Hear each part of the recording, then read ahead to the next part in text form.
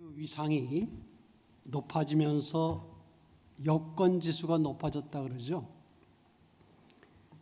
우리가 패스포트를 가지고 여행을 할 때 그 여권이 특별한 비자 없이 여행할 수 있는 곳이 190곳이라고 합니다.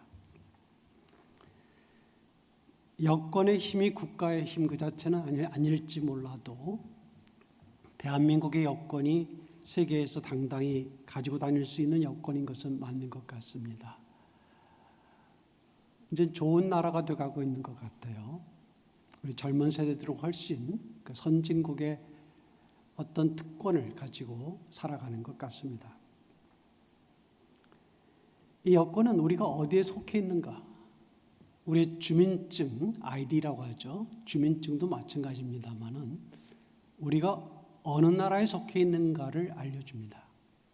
그 나라의 시민이다, 그 나라의 국민이다라는 것을 알려주죠.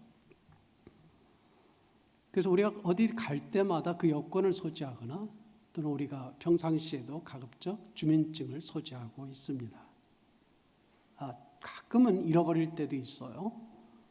도둑 맞을 때도 있죠. 그러나 그렇다고 해서 없어지는 것은 아니고 원적은 있습니다. 이 그리스도를 믿었을 때에 우리가 하늘나라 백성이 되죠. 그래서 우리에게 새로운 아이디가 발급된 거다라고 볼 수 있어요. 우리의 패스포트가 하나 더 생겼어요. 그게 하늘나라의 시민권입니다. 이 하늘나라의 시민권이 생겼다는 점에서 우리는 두 개의 국적을 가지고 있다 이렇게 볼 수 있어요. 그런데 이 시민권 중에 이 국적 중에 어느 게 더 중요합니까? 이 문제인데요. 또 무엇이 정말 중요합니까? 결국 이 문제가 우리의 삶과도 관계가 있을 것입니다. 바울이 오늘 말씀에서 20절에 그러나 우리의 시민권은 어디에 있다 이렇게 이야기하죠. 하늘에 있는지라, 하늘에 있다 이렇게 이야기하는데 이 시민권이라는 폴리튜마라는 말인데요.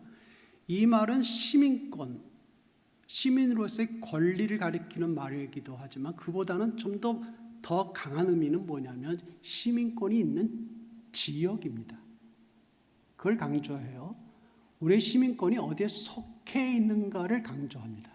그러니까 우리의 국적이 하늘에 있는데 그 하늘에 있는 우리 장소가 하늘이다. 시민권을 누리는 데 초점이 있는 것이라기보다는 시민권이 발행된 곳, 우리의 소속을 강조하는 말입니다. 이 강조는 이 바울의 그 뉘앙스는 뭐겠습니까? 우리가 이중국적자다 이걸 강조하는 게 아니에요.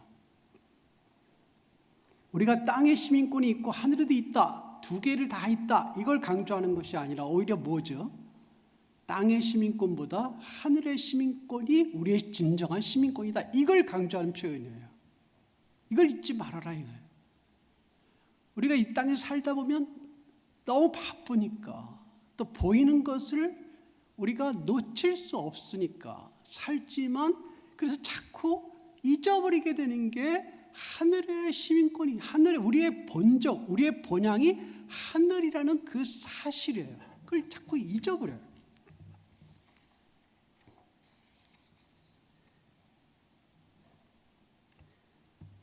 우리의 참된 나라가 하늘에 있으니까 이 하늘이라고 하면 위죠.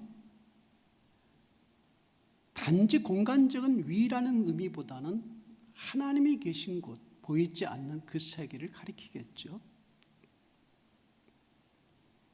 즉 보이는 세계에만 갇혀 살지 말아라 그 말이죠.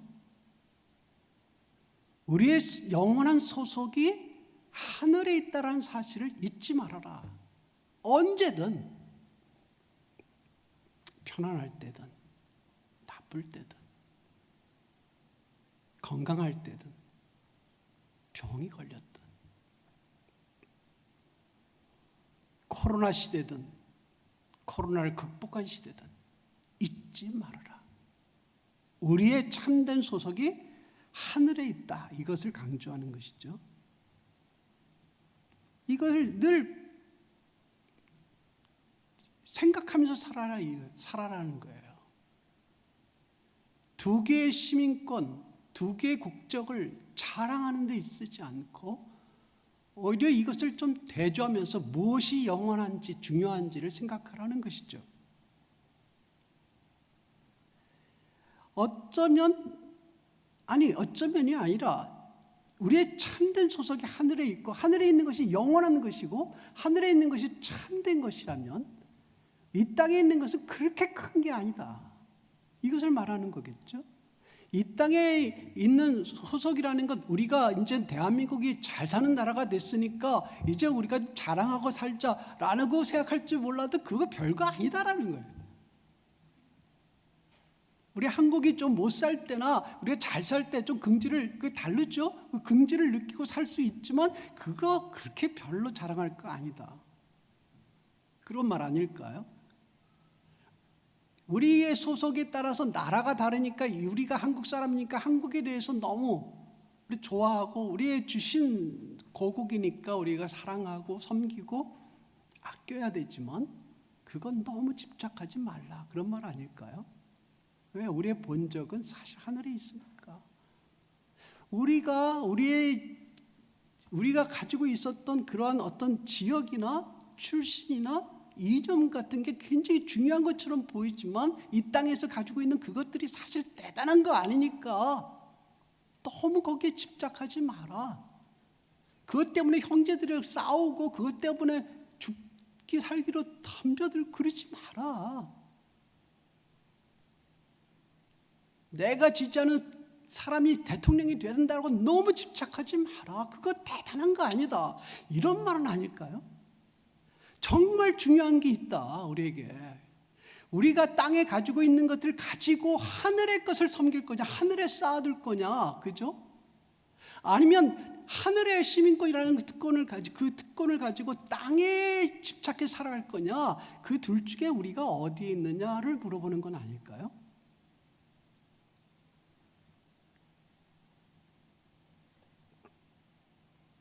바울이 놀라운 말을 했는데요. 4장 17절 오늘 말씀의 앞에 부분인데 나를 본받으라 라는 말을 여러분 성경 보면 좀 이상하다 느끼진 않습니까? 그런 말씀을 하셨어요.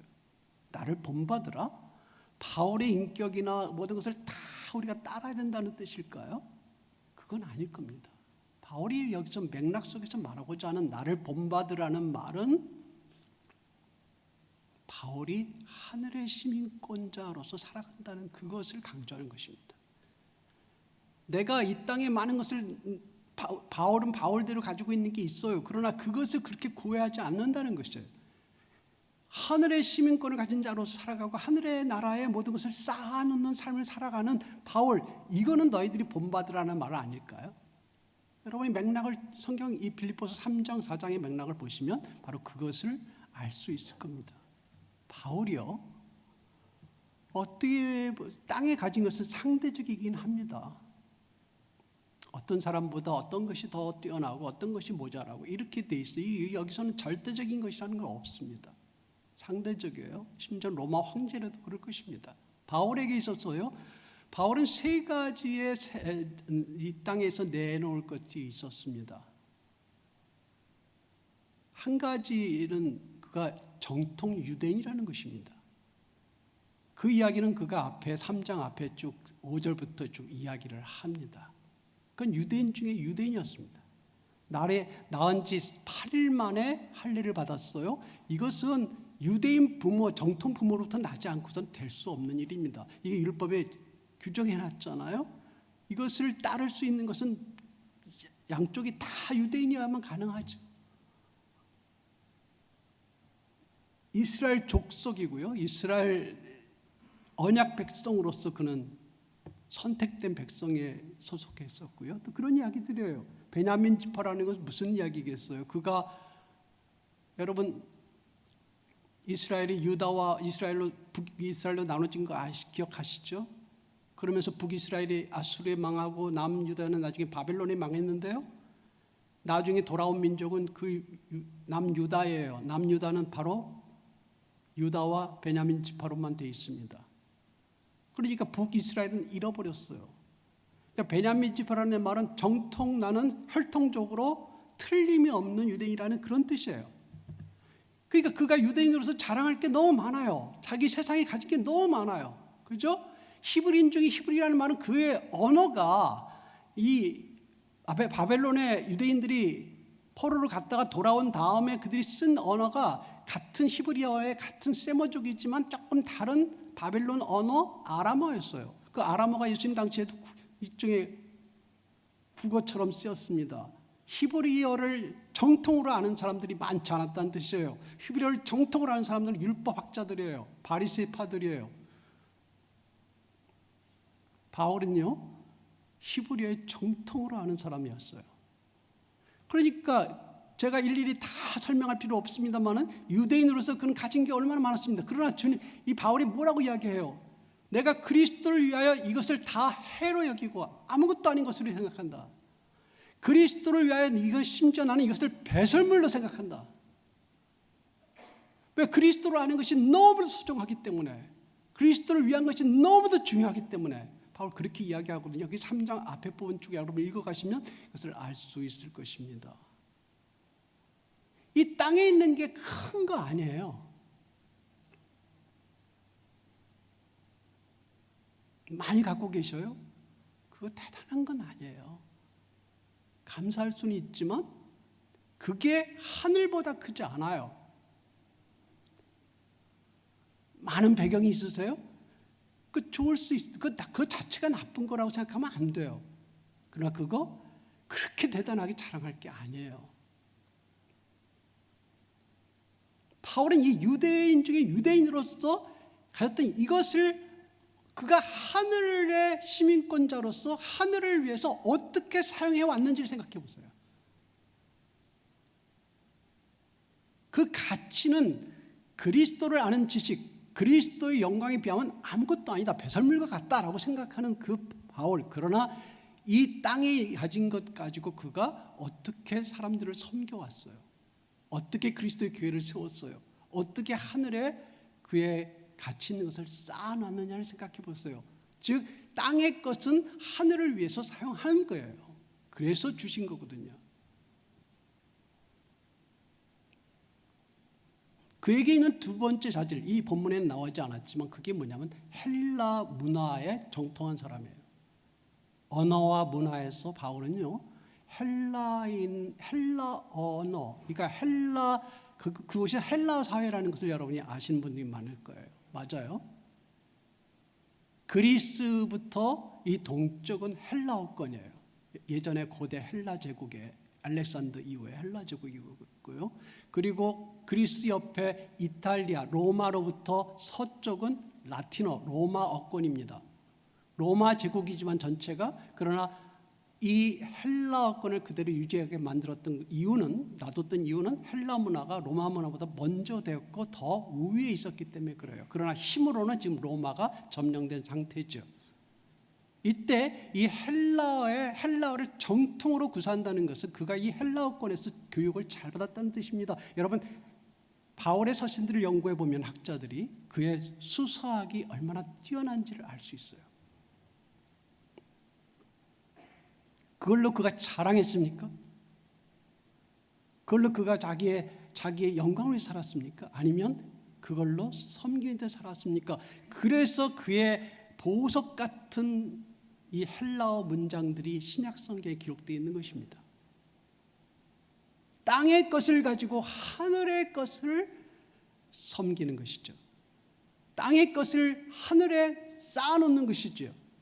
여러분, 바울이 가진 또 하나의 특징이 뭐였습니까? 세상의 시민권을 가졌던 그 특징이 뭡니까? 로마 시민권 아닙니까? 길리기아 다소에서 그는 로마 시민권을 가진 부모로부터 태어난 것 같습니다. 유대인인데요. 뭔가 그 가문이 또 그 지역의 유대인 집단이 로마를 위해서 뭔가 공헌을 했기 때문에 로마 시민권이 나왔겠죠? 그것을 그가 어떻게 사용했습니까? 복음 전하는 데 사용하지 않았습니까? 그렇죠? 그가 로마에 가서 감옥에 가서 복음을 전하기까지 그가 그 시민권을 사용하는 것을 여러분이 사도행전에서 보지 않습니까? 하늘의 시민권과 땅의 시민권 둘 다 가지고 있는데 어떤 사람은 하늘의 시민권을 땅의 시민권을 위해서 사용하는 사람이 있고 바울은 땅의 시민권과 땅에 가진 것을 하늘을 위해서 사용하는 사람이죠. 그래서 우리의 시민권이 하늘에 있다 이렇게 이야기할 수 있고 바울은 이 말을 하고 있는 거죠. 나의 시민권은 하늘에 있다라고 이야기하고 있는 것이죠. 이게 그리스도인이거든요. 이 땅에 가진 것 그거 별거 아니잖아요. 그런데요. 이게 하나님께로 온 것이 맞다면 여러분은 그것을 가지고 하나님을 위해서 사용하고 있을 것입니다. 학식을, 배경을, 물질을, 때로는 연료를, 우리에게 주신 이 땅의 모든 것들은 주를 위해서, 성도들을 위해서, 교회를 위해서, 이웃들을 위해서 사용하라고 주신 것 맞습니까? 여러분 기억하세요. 우리의 시민권이 이 땅이 아닙니다. 하늘에 있습니다. 빌립보서를 이렇게 썼을 때에 빌립보 교인들에게 이것을 다시 한번 강조하는 것입니다. 빌립보는 굉장히 특이한 지역입니다. 이 그리스의 북쪽에 있지 않습니까? 데살로니가 옆에. 이 빌립보는 어떤 특징이 있냐면 북부의 그리스 헬라 지역의 북부의 빌립보와 남부의 고린도는 공통점이 있는 중요한 도시였습니다. 이 두 곳이 다 로마 군인들이 세운 도시입니다. 따라서 그리스 땅의 문화와 언어를 누리면서도 로마의 힘에 의해서 지배됐던 특별하게 운영됐던 그런 도시입니다. 다시 말하면 빌립보인들은 로마 시민들입니다. 대부분이. 고린도인들도 그랬습니다. 그리스 땅에서 그들의 그 찬란했던 헬라 문화와 언어를 누리면서도 로마 제국의 지경 아래에 있는 도시로서 로마 시민권자들로 주로 구성됐던 도시가 빌립보거든요. 고린도거든요. 그러니까 지금 바울이 말하는 말이 무슨 말인지 아시겠습니까? 우리의 시민권이 이 땅에 있지 않아. 너희도 로마 시민이고 나도 로마 시민 대단한 거 아니야. 우리의 시민권은 하늘에 있다. 이 선언을 여러분 이해하십니까?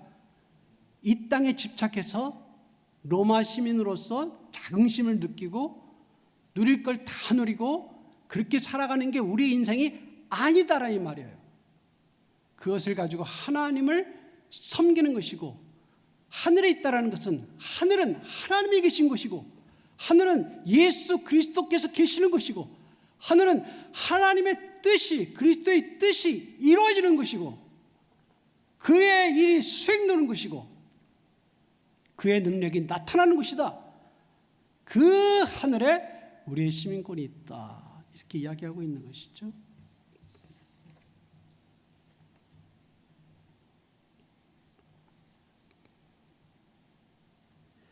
오늘 말씀에서 19절, 오늘 본문의 앞에 구절을 한번 여러분 읽어보시겠습니까?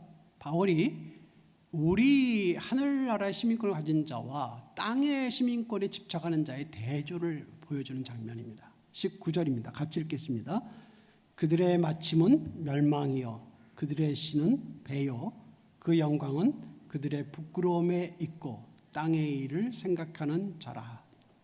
그들의 마침은 멸망이요 그들의 신은 배요 그 영광은 그들의 부끄러움에 있고 땅의 일을 생각하는 자라. 사실은 18절 뒤를 보게 되면 바울은 이 이야기의 대상자들이 성도들이 이런 사람들이 있다라고 암시하는 것으로 보입니다. 성도들 안에서도 이렇게 땅의 일을 생각하는 자들이 있다라는 암시가 18절에 보여요. 그래서는 안 되죠. 그러나 우리의 다른 사람을 떠나서 우리에게도 이런 속성이 좀 있다라는 것을 인정하는 게 필요해요. 왜요? 그래서 말씀이 자꾸 우리를 도전해야 돼요. 그 말씀이 우리를 자꾸 새롭게 하지 않으면 우리는 보이는 대로 보는 걸 따라가다가 끝나는 생활을 하기 쉬워요. 여기서 이야기하는 네 가지 특징이 있습니다. 첫째는 관심사예요. 관심사예요. 땅의 일을 생각한다라고 번역했죠. 땅의 것을 생각한다. 직역하면요. 땅의 것들을 생각한다. 땅의 것들을 생각한다는 것은 하늘의 것들을 별로 생각하지 않고 산다라는 거예요. 하나님 별로 생각 안 해요. 하늘에 계신 그리스도 하나님, 그분의 뜻, 그분의 영광, 그분의 진리, 그분의 빛됨, 사랑과 은혜 별로 생각하지 않아요. 땅의 것에 관심이 있다는 거예요. 땅에 관심사기 때문에 그래요. 두 번째는 행동 동기예요. 행동 동기가 그들의 신은 배다 이렇게 이야기하잖아요. 그 배다라는 말은 그들의 육체적 욕심과 욕망을 이야기해요. 하고 싶은 것, 가지고 싶은 것, 그리고 즐기고 싶은 것들이 있어요. 그것들이 행동의 동기고 삶의 동기다 이 말이죠. 어떠세요? 우리의 삶의 동기는 무엇입니까? 이걸 우리가 늘 돌아봐야 되죠. 여러분, 배가 나쁜 게 아니죠. 물론 이건 상징적인 말입니다만은 배가 있어야 소화가 되죠. 제가 뭘 말하는지 여러분 이해하시겠죠? 배가 나쁜 게 아니라니까요. 우리가 하고 싶은 것, 즐기고 싶은 이런 욕구들이 자연스럽게 있어요. 근데 이것이 우리의 삶의 동기가 되느냐, 가장 중요한 동기냐, 이것이 우리가 사회생활하고 우리의 가정생활을 이루고 우리의 직장과 우리의 사업들을 해나갈 때 동기가 이거냐, 정말 내가 가지려고 하는 것이냐, 나 자신을 위한 것이냐, 배를 위한 것이냐. 그럼 그 배가 신이다 이 말이죠. 여러분 무슨 말인지 여러분 이해하시잖아요. 이 배 자체가 나쁜 게 아니라고 제가 이야기했죠. 배는 몸을 위해서 있잖아요. 몸을 위해서 소화하고 먹고 소화하고 그래서 몸을 건강하기 위해서 있는 것이니까 이것을 위해서 있는 거고, 몸은 누구를 위해서 있어요? 그리스도를 위해 있잖아요. 이것이 선순환이 계속 일어나야 되는 것이지 배 그 자체를 위해서 있다가는 이게 망하는 거거든요. 우리 자신들을 자꾸 나 자신을 돌아봐야 돼요. 이거는 어쩔 수 없어요.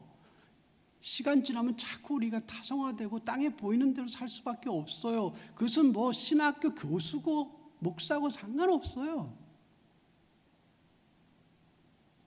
우리가 신앙생활을 오래 했다, 얼마 안 됐다도 큰 관계가 없는 것처럼 보여요. 저의 경험으로 보면은 욕망이 선하지 않게 나올 때, 욕망이 정제되지 않고 순수한 마음으로 하나님께 드려지는 마음이 아니라 이것을 내가 활용해서 나 자신을 위해서 나의 어떤 그 욕망을 위해서 하려고 할 때마다 우리는 망가져요. 그럴 때 생각해요. 우리의 시민권이 하늘에 있어요. 하늘에 우리가 정말 바랄 게 그 하늘에서 오시는 구원자 예수 그리스도에 대한 소망이에요. 이 땅에서 바라는 게 아니에요. 너무 많이 바라지 마세요. 바라는 게 있다면 그것을 가지고 어떻게 섬길 것인지를 생각하는 것이죠. 이 땅에서 내가 얼마나 유명해지는 게 아니고요. 이 땅에서 내가 얼마나 고난을 갖는 게 아니에요. 이 땅에서 내가 물질을 얼마나 많이 가져서 사람들 앞에 몇 대 부자라는 것을 말해주고자 하는 게 아니잖아요. 우리의 목표가. 이것을 가지고 어떻게 하나님의 뜻을 이룰까잖아요. 우리의 배 그 자체가 아니잖아요.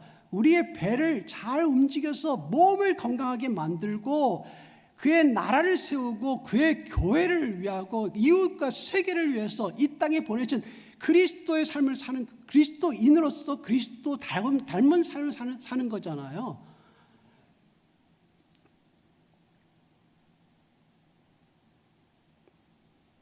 세 번째는 행동의 목적이 있죠. 이거 다 연결되어 있어요. 그 목적을 어떻게 이야기했냐면 그들의 영광은 그들의 부끄러움에 있다라는 말이 표현되는데요. 그 영광이죠. 영광이라는 것은 이게 성경 계속해서 하나님의 영광, 또 순수한 진정한 참된 영광과 거짓된 영광을 대조해줘요. 거짓된 영광, 손에 잡으면 나중에 모래처럼 다 빠져나갈 영광, 그게 헛된 영광이라고 해요. 그렇죠? 아무것도 결국은 아닌데 불러가면 우리를 그 나라로 부르실 때면 아무것도 가져갈 수 없는데,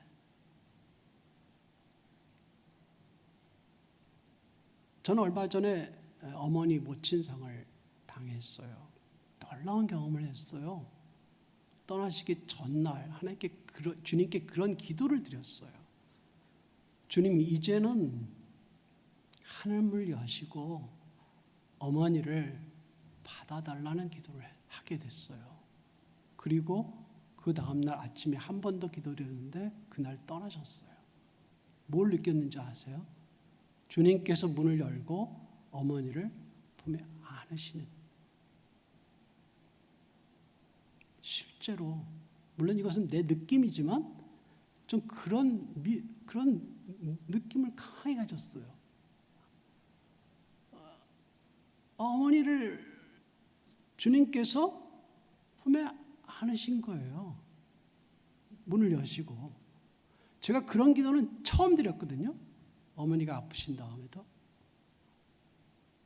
그리고 떠나셨어요. 여러분, 어떻게 제 주관이에요? 하늘나라가 있다니까요. 그리고 그리스도께서 그 영혼을 받으신다니까요.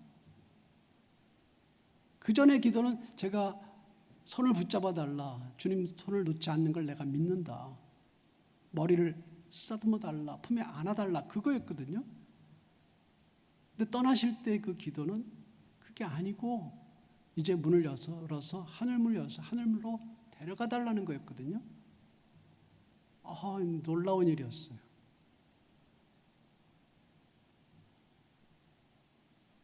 우리의 동기가 영광이 뭘 영광으로 삼아요? 세상에서 뭐를 보여주는 것인가요?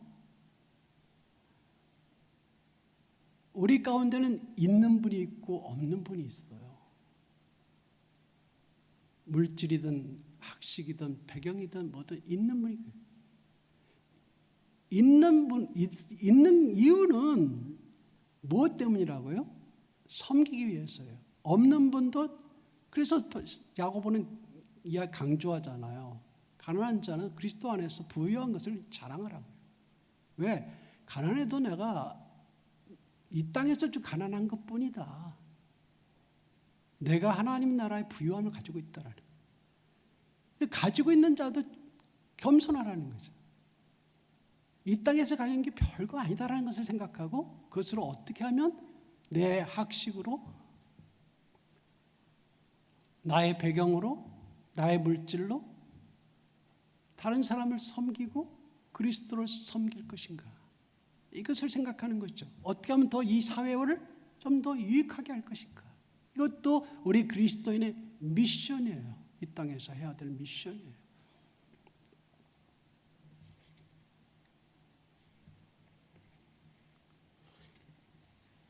바울이 이 땅에 이런 것들을 추구할 때는 그 결과가 파멸에 주어진다라는 것이죠.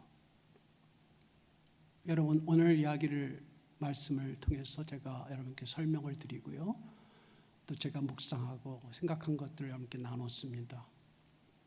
다시 생각해요. 하늘에 우리의 소망이 있고, 그 하늘에 우리의 시민권이 있어요. 우리가 바라는 것은 그 하늘로부터 그리스도가 오시는 것이에요. 그것이 재림일 수도 있고요, 또 우리에게 찾아오시는 그리스도일 수도 있어요. 놀라운 것은 우리가 정말 파워 있게 생각하는 게 이 땅의 소유가 아니라, 그 다음 말씀에서도 만물을 자기에게 복종하게 하실 수 있는 자, 그리스도를 가리켜요. 우리는 그 정도의 능력을 생각하고 있는 거예요. 작은 능력이 아니라, 이 땅에서 고난이었던 게 아니라, 만물을 그리스도에게 복종하게 하시는 분, 그리스도의 그 권능과 능력과 만유를 주관하시는 그것을 우리는 생각하고 있어요. 그런데요, 그것에 뭐라고 그랬어요? 역사라고 그러죠. 역사라는 말 잘 번역됐는데요, 이 역사라는 말, 에네르기아라는 이 역사라는 말은 움직이는 거예요. 일하는 거예요. 행동하시는 거예요. 그리스도가 가만히 계시지 않고 움직이신다는 거예요. 우리를 통해서. 또 그리스도 자신의 역할을 통해서 움직이시고 행하신다는 것을 말해요. 일을 하신다는 거예요. 그래서 우리의 낮은 몸을 그의 영광된 몸의 형체처럼 변화시키실 것이다, 미래. 이게 뭘 가리키는 거예요? 우리가 부활체를 입을 것이다라는 객관적인 사실을 가리키지만, 또한 중요한 것은 우리가 바라는 영광은 이 땅의 것이 아니다. 남들이 알아주는 게 아니다. 여러분 좀 없으세요? 당당하세요. 괜찮습니다. 하나님의 나라의 소유권을, 하나님 시민권을 가진 당당한 하나님 나라의 자녀들이에요. 백성들이에요. 조금 배고프면 되는 거예요. 하나님께서 일용할 양식 주시겠죠. 여러분 좀 많으세요? 그거 대단한 거 아니니까 주신 것에 감사하시면서 그것으로 주신 일을 통해서 잘 섬기는 역할들을 하세요. 더 많이 받았으면, 달란트를 받았으면 더 섬겨야 됩니다. 그렇죠? 그렇게 사세요. 왜? 그럴 때 여러분은 뭘 증명하시는 거예요? 나에게 있어서의 영광은 이게 아니다라는 것을 여러분은 삶으로 증명하시는 것입니다. 진정한 영광이 어디에 있는가를 여러분은 아신다는 뜻이에요. 진정한 영광은 주님께서 나를 인정하시고 나를 변화시키시고 나를 이끄시고 나를 영원한 생명으로 이끌어 가시는 그 자체가 가장 소중하다는 것을 내가 믿고 있고 알고 있다는 증거가 삶으로 나타나야 됩니다. 바울이 마지막으로 4장 1절에서 이야기합니다. 주 안에 서라. 왜 서라라고 할까요? 이게 흔들리니까. 자꾸 한눈 파니까. 막 나에게 있는 걸 가지고 뛰다 보면은 정신없이 경쟁하다 보니까 잃어버리잖아요. 그래서 바울이 분명하게 강조합니다. 주 안에 서라. 다시 확인하세요. 다시 흔들리지 마세요. 시국 관계없어요. 코로나 상황 관계없어요. 힘들죠.